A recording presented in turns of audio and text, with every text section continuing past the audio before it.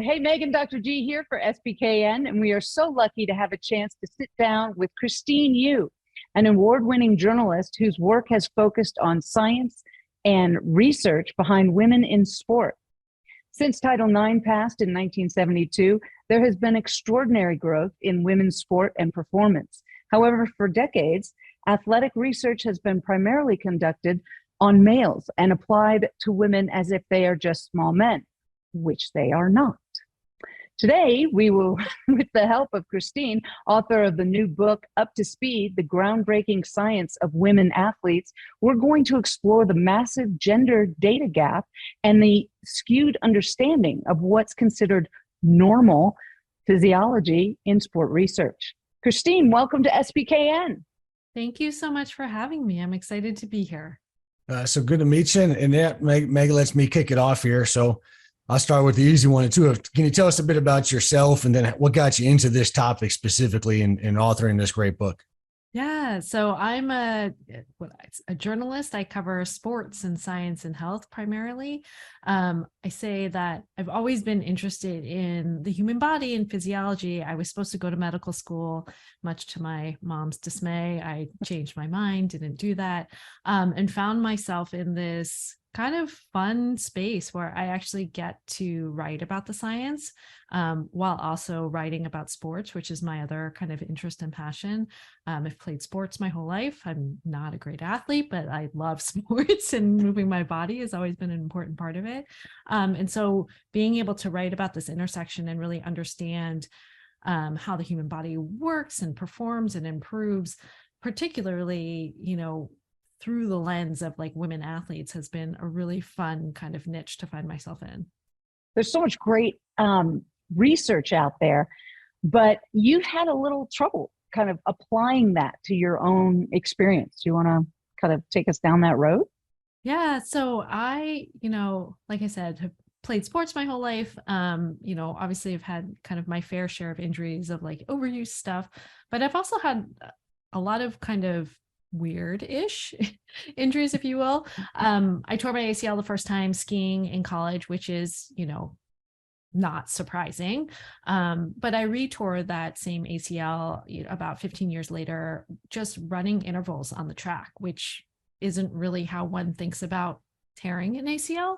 Again, I'm not super fat. Like I wasn't doing anything out of the ordinary. I've also dislocated my shoulder swimming.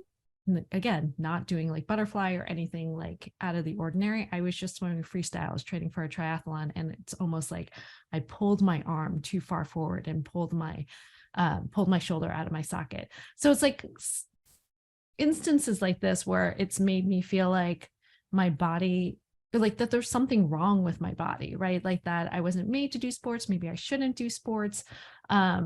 And it kind of was something that was hard to reconcile because, like I said, like I love sports. Like I love moving my body.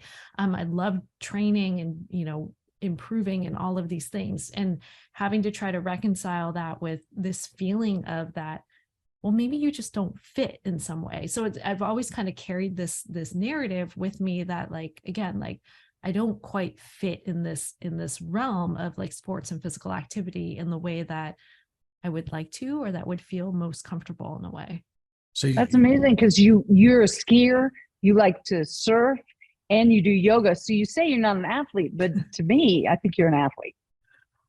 I appreciate that. I've come to, accept or call myself more of an athlete. I should say, like, I'm not, hyper competitive, or, I'm not the one who's winning races or anything like that.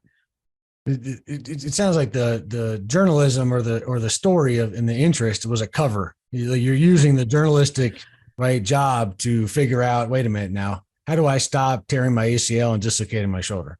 Kind of. I mean, because that's what journalists do, right? Like we get to ask the best people, the experts out there, all these questions that we have. And so 100%, it was very selfish in a way, because I wanted to understand what was in part going on with my body, but also like how I could be better too, right? Like how I could, whether it was make myself healthier, how I could perform better, how I could prevent these injuries. There was definitely a piece of selfishness to it. Maybe we'll come back to your own interest, I think, in sport and fitness and the moving body, which I find fascinating too. But I've got to focus on the book too, right? And also, so what's the main problem or thesis that you're trying to address in this work? Yeah, I really wanted to try to understand why we, understudy women in the field of sports science. What was behind that, right? Like historically, like what has happened that has led us to this point where we really still, in 2023, don't understand a lot about female physiology and female performance.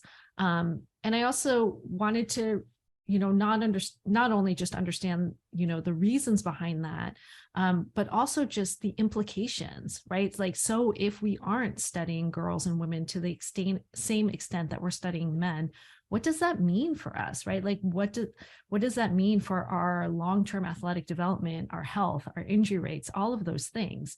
That's what really kind of compelled me. Why do you think we don't spend a lot of time and resources studying women? Yeah, I mean, this was probably one of the first questions I asked a lot of the researchers. And, top of mind, most of them responded, well, historically, it's the reason is because women are complicated, right? And you kind of chuckle and you're like, oh, yeah, yeah, women are I'm sure G agrees with that. Yeah, I'm being very careful. Nope, you're not going to set me up. Not going to happen. But, the reason behind it was really because of the fact that, women in our bodies, we have these fluctuating hormonal environments, right? Because of our menstrual cycles.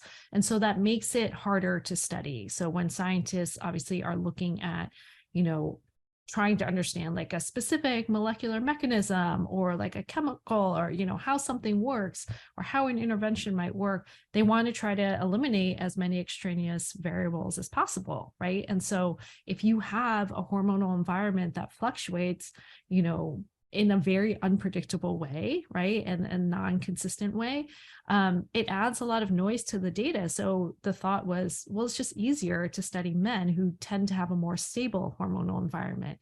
But I think if you, look back kind of historically too, I think it has a lot to do with just the way that the fields of both sports and sports science were developed. Like sports was and always has been, right? This field in this realm for men and has been designed for men, right? Like that has always been like who we've thought of as athletes. They're the ones who are out there, displaying their masculinity and like, all of this hyper competitiveness that has been thought to be not compatible, right, with women and femininity and all of this. And so when sports science, right, these researchers are looking to study athletes at that time, you look at the pool around you and it is all men, right? Like primarily, those are the folks that are doing the stuff. So of course, that's going to be who you study. And so you just start to develop a certain methodology, right? This is just how you do things. And then that, gets passed down, from scientists to their student. And then they go off into their set, establish their own lab and they teach their own students. And it just trickles down. And in a way that I don't think we often stop to think about or question, right? Like who else might we be like leaving out from this methodology by doing it this way? Yeah. Historically, right, universities tend to study the most available participants or subjects, which are other college students. And so you get traditionally white male professors studying other white male college age students. Yeah. And so, I think historically, as other folks and women and other racial ethnic minorities have gotten into the university, we know that, they're not generally at the same rate as still white men. Mm-hmm. And so the systemic challenges or racism, discrimination, forces that are keeping them out have endured and then endure who they study. Absolutely. Right. It just creates that sampling bias as to like, well, this is who we end up studying. And so that's who we just assume is the norm. Right. It seems like this is a theme in sport, though. I mean, it's not just in the research. It's kind of, for example, coaching. Also, you have this kind of passed down from mm-hmm. generation to generation, and no one's questioning why.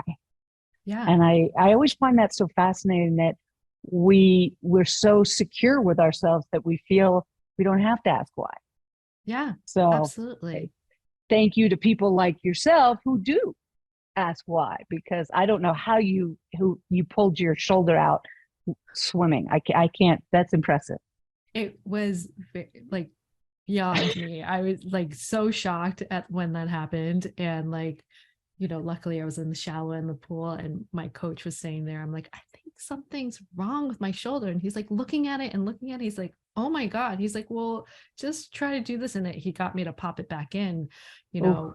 but yeah, he was like, what in the world did you do? I'm like, I don't know. Yeah. I That's mean, impressive. non-contact ACL tears aren't all that rare, but a non-contact swimming pool shoulder dislocation, that's the first I've heard of that one. And Yes, no. my orthopedic surgeon was like, I think maybe I should write a case study about you Yeah, or right. something. Yeah. All right, good. So as you're thinking about it, we'll go from yourself to averages and statistical generalizations. What are some, or experimental generalizations? What are some of the things that came up in your writing that surprised you, or the differences, or what the new science says about really sex differences? And we haven't even touched the subject of trying to define exactly what we mean by men and women too. Yeah, absolutely. I think one of the most interesting things for me, and again, it might be my bias on interest in injury, but it is the research around injury, particularly with ACL tears and, even concussions. So, we've known for so long that women tend to tear their ACLs more than men. And a lot of the reasoning has been really focused on, women's bodies, right? So if women are tearing their ACLs more than men, there's the thought that, well, men are more kind of resilient or durable in some way. So how are women's bodies different from men? And so, right, like that's your risk factor. So things like your higher Q angle in your legs and hormones again, and all of this stuff. But what was interesting is I came across a piece of research that was looking at dancers. And so if you look at dancers, there isn't this same disparity in the prevalence of ACL tears as there are in other sports, which if you think about it, right, like dancers are jumping, they're landing on one leg in a lot of the same ways that you would think would tear an ACL. And so when they looked at male and female dancers and compared them to male and female team sports players, they had them like stand up on this platform, standing on one leg and then just dropping straight down, right? Like on the floor in front of them. And they watched to see how they stabilize their hips and their knees. And what was interesting is that the dancers and the male sports team sports players all use similar strategies in terms of stabilizing their body, right? Like, but the female team sports players, there was more of the knee wobble in, which is kind of the red flag, right? For ACL tears, there was less stability in the hip. So like they were doing something differently, right?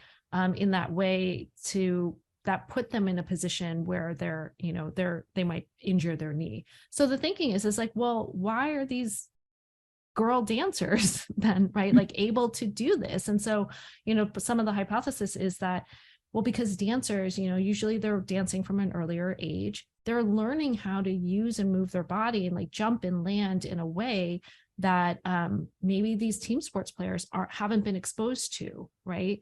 So there's a question of like early exposure, early, training in some of these techniques in terms of just making your body more resilient and understanding like how your body moves and protecting it in that way. Similarly with concussion, right, we see that women might have different outcomes, right? They might take longer to return to sport or school. They might have longer concussion symptoms. But when researchers looked at some of the data, if they controlled for the time it took for boys and girls to actually see a medical professional, right? So if they actually saw medical professionals within the same time frame, those disparities disappeared. So again, it's this question of, if it was a true sex-based difference, it wouldn't matter, whether they saw a medical professional within the same time period, sooner or later, or whatever, those disparities would still be present. But the fact that, if they sought care within the same amount of time, those disparities disappeared. Again, it begs this question of, well, why are, maybe it's this question of like, girls aren't getting to care quick enough, and what's getting in the way of that. So it really just kind of made me think a little bit more broadly, right, about how we think about injury. What are these other factors there? Of course, there are some sex-based differences, but like, what else is influencing what's going on? So well, socially, what are those kind of norms or practices that are getting in the way? I said norms because that's my bias or from what I've read too. But what does get in the way of how we think about care and athletic performance and managing either recreational athletes all the way up to highly competitive elite level athletes? Yeah, just with the concussions, for example, part of it might be the vast majority of concussion literature and what we understand about symptoms is based on hockey players and football players and boxers, tend to be men, right? So maybe, and we know that concussion symptoms can present differently in girls. And so maybe it's that, the medical professionals on the field or whoever might not be recognizing those symptoms in the same way in girls as they do in boys, right? And so that might be leading to some of this delay in care. Then there's the question of if there even are medical professionals or trainers on the sidelines of these games, right? And so there might be some disparities in how those resources are allocated depending on athletic department priorities, right? So we know in like NCAA, like football and basketball are like big money makers. So there's like a gajillion, staff on the field, whereas there might not be as much staff allocated towards, the women's sports.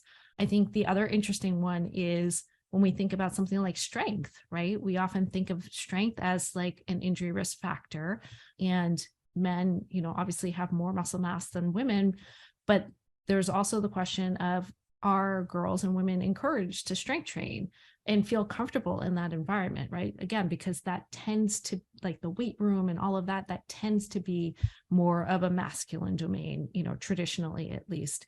And girls aren't always encouraged to go to the gym, whereas, it's like I have, high school sons who are, their coaches are like, get in the gym, like, you gotta lift weights, you gotta do this. Whereas like, I don't necessarily see that same encouragement with like my nieces who are the same age. I know playing tennis at Boston College, we never went in to see the strength and conditioning. Like that was not an option. What do I need that for, right? That was for football, basketball. It just wasn't even an option. But things have changed. I mean, as you were going through the research, did you see some positive movement, I assume, in the right direction? I definitely think things are starting to change, right? Like there is this recognition that, even something like with strength training, right? Like that it is important that girls are doing this and, not only just to make their bodies more stronger, but also just, it makes their bodies more resilient, right?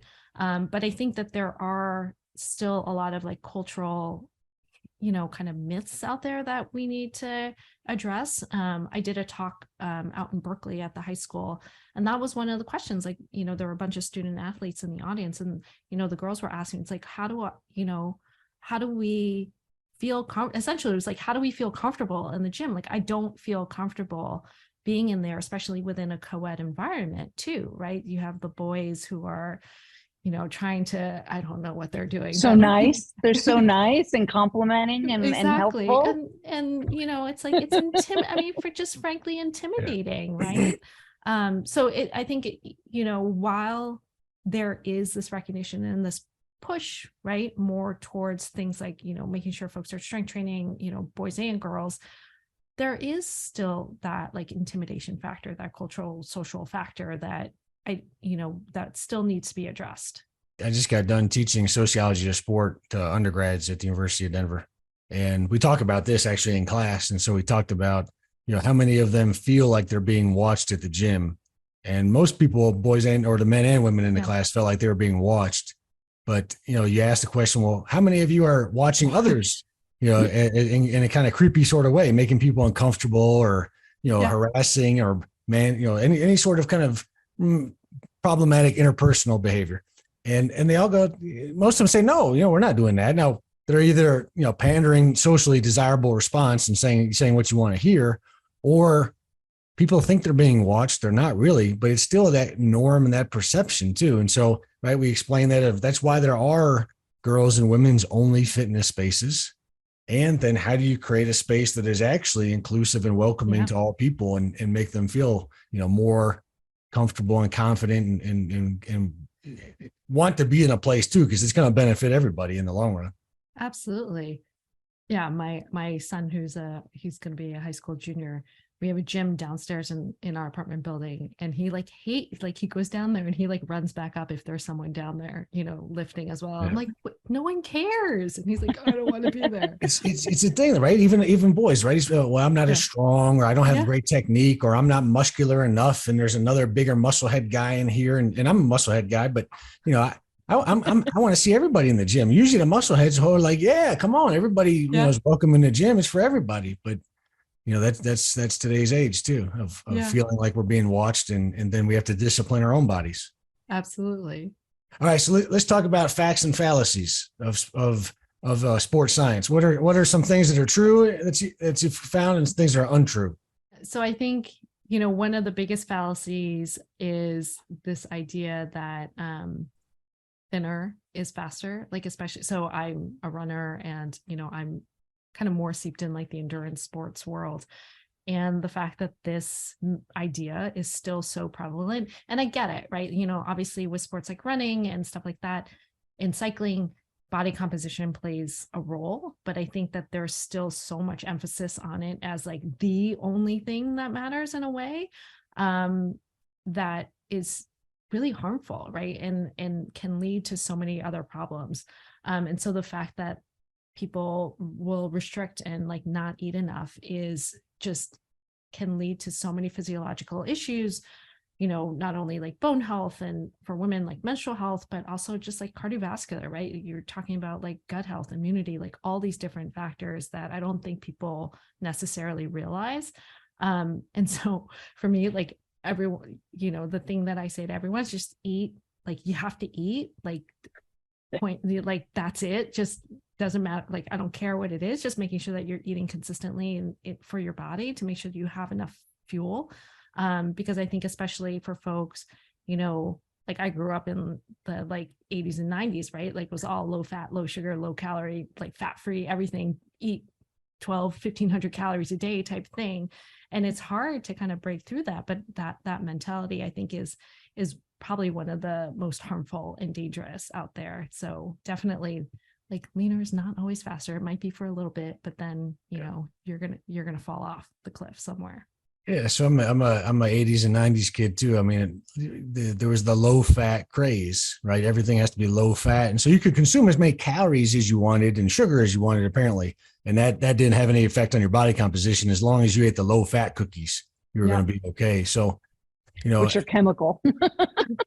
Yeah. I mean, it's an interesting bind because, right, too thin or being very low body fat, chiseled on one end is often socially desirable. Yep. And for men, it's more muscularity and more muscle, especially in today's age, right? It's Arnold Schwarzenegger and the rest of the bodybuilding crowd made men think that they should all be, 250, 300 pounds with, great symmetry. But then we have the other side of things, right? Where, well, if you're too fat, right, and we have this so-called obesity epidemic, which other people have critiqued and going, that's not really the epidemic. That's another outcome of today's capitalistic, highly productive or highly processed nation too. So where do we go? And where are we headed in another 20 years? If you want to forecast into the future of, should I be too thin or too fat? What do I do? How do I make it win? Well, it's hard, right? And I feel like, I was going to say, especially for women, but we're right. This is a fact. This is a challenge, I think, for everyone is, this very body conscious, very, diet culture, waters that we're all swimming in, and these ideal body types that we're trying to be. And then on the other side of that, if you are someone who is active or, definitely performance driven, you want to hit these goals, but you're almost you're in this between a rock and a hard place, right? You're not actually helping your body achieve those goals because you're trying to achieve these other aesthetic things. My hope is that, and I think, we're again starting to see a little bit of movement towards this. Again, I see it more just in, the running endurance world, but there is a lot more recognition of this need to just fuel your body and understanding that. in a way that like it eventually almost evens out, right? So like I spoke with some women who were part of like the New Zealand national rowing team, and after the 2016 Olympics, they realized like all of pretty much the whole team was like under fueling and in kind of this really bad like red area in terms of like not getting their periods, all these other like health problems that we were talking about. And the governing, their whole organization, switched and really put this emphasis on just feeling your body appropriately. And it was really hard for the athletes, especially for like lightweight rowers who are so used to just cutting weight, right? And like restricting all the time. But I think understanding, what they found was that not only was it this like cultural shift that was necessary, so like all the team on board and the coaches and all of them supporting themselves, but actually going through the process, really realizing that like, oh, wait, if I actually eat, I can get through to the end of my workout and not feel totally wrecked. Like I feel good. And then I can actually progress, right? Like I'm actually getting better and I'm adapting to my training rather than just like struggling to recover. And at the Tokyo Olympics, they won, I want to say like they medaled in like 4 of the 7 events or something. It was something ridiculous like that. Like they totally turned it around. But I think forecasting into the future, like my hope is that we start to see more of that understanding and recognition that like appreciating our bodies for what we do and the fact that we actually need to feel it in order to do that, right? And not seeing food and diet as this not necessarily thing to manipulate in a way. Like that's kind of what I want to say, because I feel like we try to like manipulate it as this like fast track to performance, but almost neutralizing it in a way. Yeah. That's my hope. I was going to say manage it, but right, using the language of experimental science, you manipulate the variable. Yeah. In order to change the dependent variable, right? You're trying to manipulate, and that's the language of it. And so that science of it trickles into the everyday discourse too of, all right, you have to have nutrient timing and precision timing. And there's a certain protein window and all these sorts of things. And it's like, well, that's anyway, I'll stop. Let me just stop. No, I mean, the only thing I was going to say to that too, right? Like, I think that obviously matters for folks who are like at the elite level, right? Yeah. Like who are like the Olympians and the pros who are literally trying, like winning on margins. Yeah. But I think for the rest of us, like, I don't know, like maybe nutrient timing isn't necessarily going to like make that big of a difference for me. Like me just eating healthier probably will make a bigger difference, and make sure that I'm eating in general is probably the bigger deal. Yeah. I hate to go down a rabbit hole, but I think there's a couple things to consider, especially for non-elite athletes. There's so much misinformation on nutrition, and YouTube is just, spreading it like wildfire. And I think when you talk about manipulation of energy and that's what everyone is, not everyone, a lot of people watch these YouTube videos and they try to look for the shortcut. I think that's an American thing. We want the shortcut, right? We want the fast food. But I think a lot of people turn to supplements and kind of chemically based changes instead of going, oh, I can eat food and actually make it to the end of my workout. I don't need to have this supplement that hypes me up and makes my, muscles much more tense while I'm working out, which makes me much stronger in the end, or whatever the new item is that month. It's upsetting to me that that's where a lot of the kids go in particular. Yeah. To get their edge, because there's not enough good information coming out. Yeah. I mean, I think that you hit the nail on the head, right? Like it is this, we much prefer to have like the shortcut and the quick answer, and like we want the answer and we want the results right now. Whereas with everything, with like health and fitness in particular, it takes time, right? Like it takes time to see these changes and to like build, and to progress, and all of this is not going to happen overnight. But we're such like an instant gratification culture right now that's that's all we want, right? It's like, I just want to take the supplement and then I'm going to look like, I don't know who, or I'll play tennis like Serena or something like that. Not like you. No. And then especially with like social media and like YouTube and TikTok and everything, like, because it's so fast, you just want like those quick bites, you lose any and all nuance, right? In any of this. Nuance. What are you laughing about? You might be a journalist if you use the word nuance, or a professor. What else did you learn in this thing, Christine? What's some more like the key take home points in debunking things where folks are spending maybe too much time thinking on it, like nutrient timing, versus, hey, like here's the key breakdown principles of take home points right now to focus on this. Yeah, I mean, I think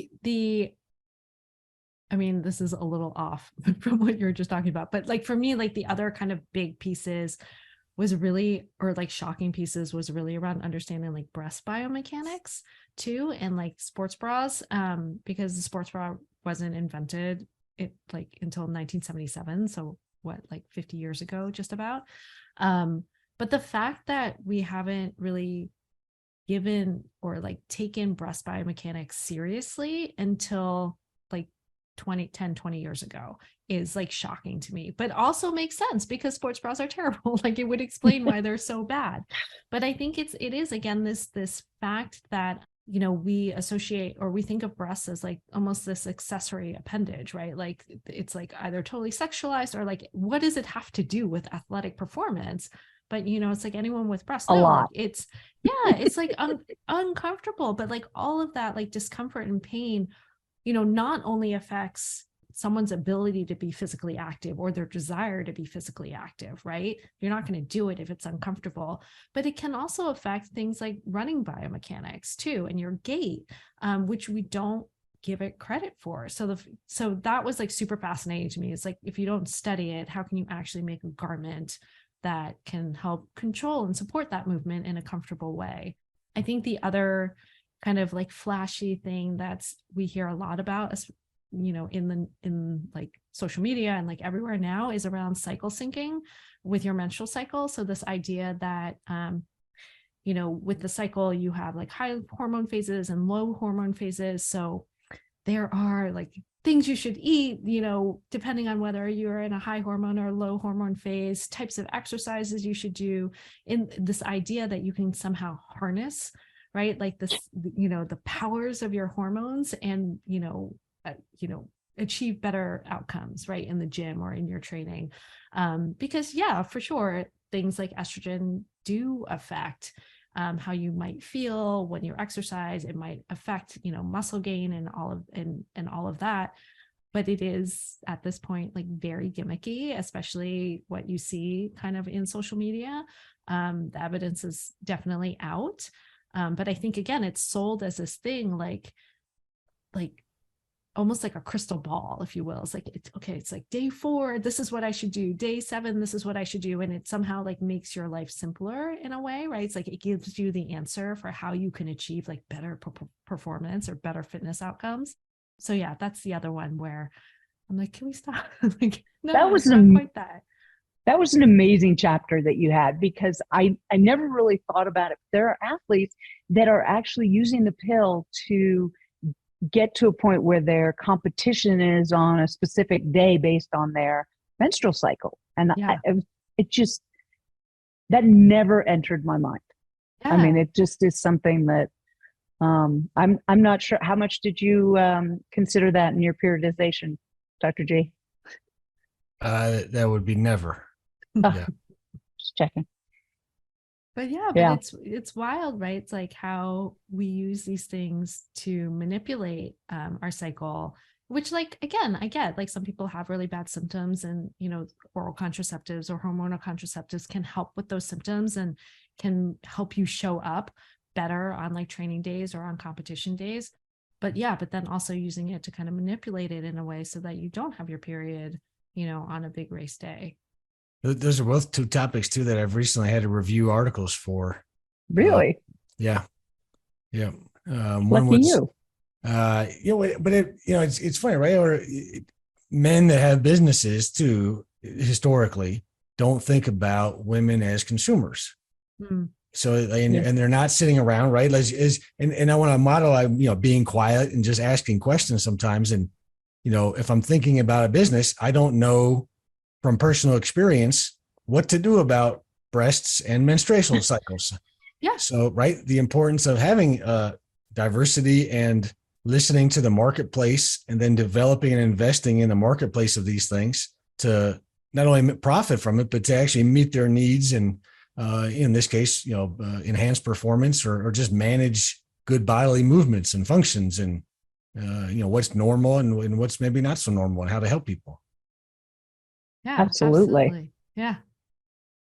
Well, I think Well, we'll have to educate him more on the how all these things work. Yeah, Maybe we'll get him one of those, how they have the bras now where the men can feed the babies. I think you need to wear one of those and then come back to us.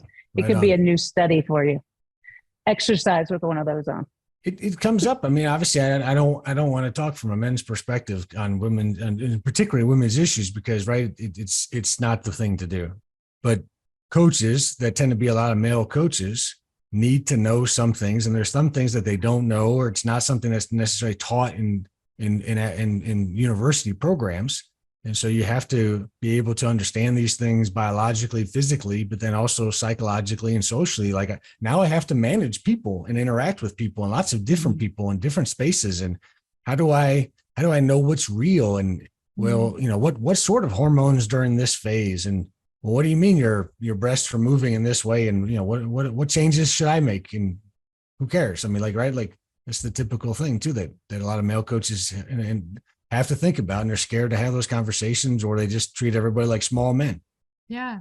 Well, I think that's, I don't know, part of my hope for this book too is really just, normalizing a lot of these issues and topics and conversations. Because again, like something like menstrual cycles, right? Like the vast majority of women experience some sort of cycle related symptoms, and that can affect how they show up at practice, how they show up at a game, how they feel, right? Their motivation to train. And those are important things that, as coaches particularly need to just at least be aware of, right? But we don't talk about menstrual cycle definitely, historically within like this athletic arena, again, because I think that, when we think about something like that, it's often just associated with like reproduction and fertility, and like that's taboo, that's off topic, right? We don't want to talk about that. Whereas I'm hoping that some of this conversation and just bringing this to light really just helps us understand that it's like, yeah, it has to do with fertility and reproduction, but it's also just part of a woman's physiology, right? It is just part of your body that we need to be aware of, and we need to talk about in a way, just like we do, about injury, just like we do about nutrition or muscle or, bone health and all of these different things, because it's part of your experience as a person, right, in this athletic world.